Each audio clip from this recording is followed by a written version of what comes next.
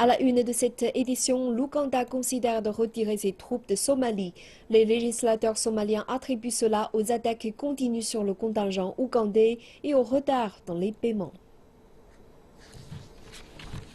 C'est l'une des récentes attaques meurtrières par les rebelles d'Al-Shabaab contre la mission de maintien de la paix de l'Union africaine en Somalie. Le 1er septembre 2015, les rebelles d'Al-Shabaab ont déferlé sur cette base tenue par des militaires ougandais, tuant près de 50 soldats. Le président ougandais a admis que durant l'attaque, 19 soldats ont été tués, reprochant à ses commandants de s'être endormis. 9 ans après avoir rejoint la mission, Kampala dit considérer à présent de retirer 6000 soldats de Somalie.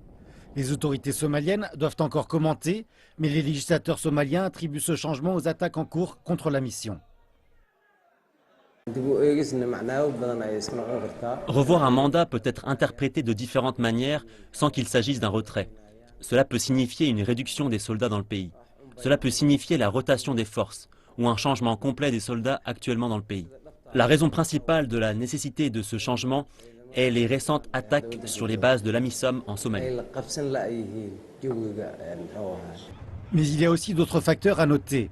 Les forces ougandaises n'ont pas été payées depuis plus de 6 mois et l'Union européenne a récemment réduit ses financements. Les autorités somaliennes disent qu'il est temps que les partenaires de la sécurité en Somalie s'attachent davantage à reconstruire les institutions de sécurité de la Somalie. L'armée, la police et les renseignements nationaux somaliens sont prêts à jouer un rôle dans la défense de la Somalie contre ses ennemis. Cela ne peut pas être réalisé par un retrait du jour au lendemain. Le Conseil de sécurité de l'ONU devrait révoquer l'embargo sur les armes en Somalie. Nous combattons les rebelles, donc nous voulons que nos forces soient entraînées et équipées.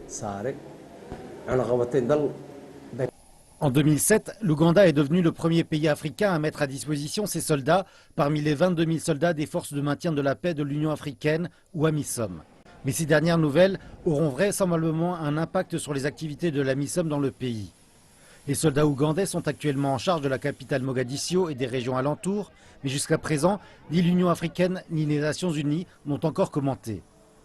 En 2007, cette Russie de la capitale a été le champ de bataille entre rebelles et forces somaliennes, mais les soldats de l'Union africaine ont aidé le gouvernement à affermir son contrôle, non seulement ici, mais dans tout le pays, et les Somaliens de la région attendent toujours la paix et la stabilité.